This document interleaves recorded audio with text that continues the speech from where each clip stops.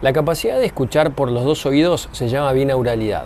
Cuando esta capacidad se ve afectada porque tenemos una hipoacusia unilateral, por ejemplo, porque tuvimos una hipoacusia súbita que no se recuperó, entonces un oído quedó con una pérdida total de audición, se generan una serie de trastornos en la calidad de vida de ese paciente debido a que la binauralidad se ve afectada.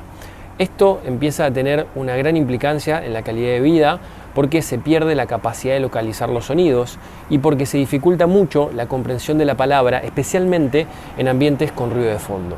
Esto se da debido a que cuando escuchamos bien de los dos oídos y escuchamos una fuente sonora, supongamos a mi derecha, ese sonido va a llegar a mi oído derecho más fuerte y más rápido que a mi oído izquierdo. Esa diferencia interaural, integrada en nuestra vía auditiva, permite que nosotros podamos discernir de dónde viene un sonido. La otra capacidad, que es la mejora en la discriminación del habla en ruido, se produce debido a un efecto que se llama squelch, que es la capacidad que tenemos de separar el ruido de fondo de la palabra que nos están diciendo, por lo cual podemos mejorar mucho la discriminación cuando escuchamos bien de los dos oídos. Además, se produce un efecto que se llama sumación, que nos permite en determinadas frecuencias tener hasta 6 decibeles más de ganancia al escuchar con los dos oídos en comparación a un paciente que tiene una hipoacusia unilateral. Además, cuando escuchamos de un solo oído, se produce un efecto que se llama sombra, que es cuando nos hablan del oído afectado, o sea, del oído perdido, y el único oído que capta el sonido es el otro. Eso se genera un efecto de atenuación por todo lo que es los tejidos de nuestra cabeza que hacen que nosotros escuchemos, pero como si tuviéramos una sombra, o sea, como si tuviéramos una pared que nos impide la llegada de sonido hasta nuestro oído.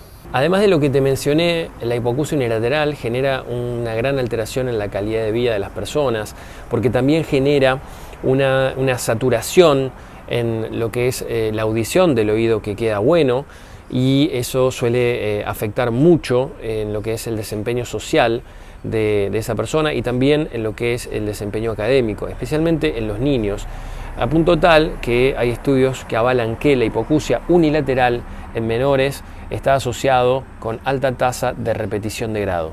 Actualmente los tratamientos para la hipoacusia unilateral son 3. La primera alternativa es un audífono tipo Cross. Esto es un audífono que se coloca en el oído hipoacúsico que capta el sonido y ese sonido se lo envía hacia otro audífono que está en el oído bueno. Ese oído bueno con un audífono va a captar los sonidos del campo auditivo que no escucha. La segunda alternativa es un dispositivo de conducción ósea que lo que va a hacer es captar el sonido, transmitirlo a un componente interno que se coloca en una cirugía, y ese componente interno va a generar vibraciones, ¿sí?, con los sonidos recibidos, y esas vibraciones se van a percibir en el oído bueno como sonidos. Entonces no devuelve la audición del oído perdido, pero utiliza al oído bueno enviándole los sonidos por medio de vibraciones. Estas dos alternativas tienen como bueno que se pueden probar, o sea, se puede hacer una simulación, ya sea en una casa del audífono o en la casa que produzca a ese dispositivo de conducción ósea, y se puede hacer una simulación a ver cómo el paciente percibe que escucha con esa alternativa auditiva. La ventaja del audífono por sobre el dispositivo de conducción ósea es que es más económico y que además no requiere una cirugía para su utilización, es simplemente colocarse el audífono y empezar a escuchar. Pero tiene como contras de que suele saturar bastante y que la mayoría de los pacientes no lo toleran durante todo el día. O sea, lo pueden utilizar durante un periodo de tiempo de 1 o 2 horas, pero no lo aguantan en general todo el día. Los dispositivos de conducción ósea tienen como contra que requieren de un procedimiento quirúrgico, que es bastante sencillo, pero es un procedimiento quirúrgico. Aparte son más costosos y no devuelven la audición del oído perdido. Pero como ventaja sobre el audífono Cross tienen que suelen tener menos saturación, o sea que el paciente suele adaptarse más fácilmente y tolerarlo durante todo el día. La tercera alternativa es el implante coclear. El implante coclear no se puede probar y por ende es una alternativa de descarte ante la insatisfacción de las pruebas de los anteriores dispositivos. Tiene como ventaja que devuelve la audición del oído perdido y además suele ayudar bastante en los casos de pacientes que tienen hipoacusia unilateral asociada a tinnitus o acúfenos, mejorando o incluso eliminando la percepción del zumbido.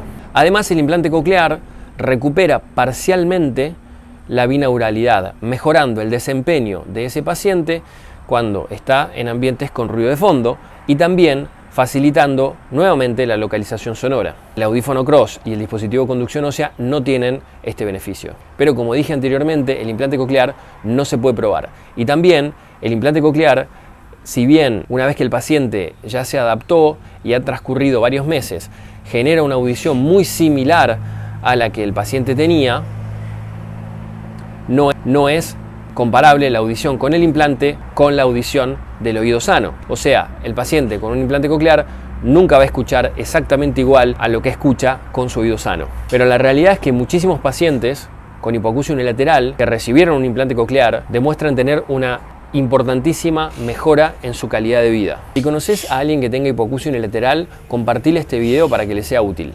Muchas gracias.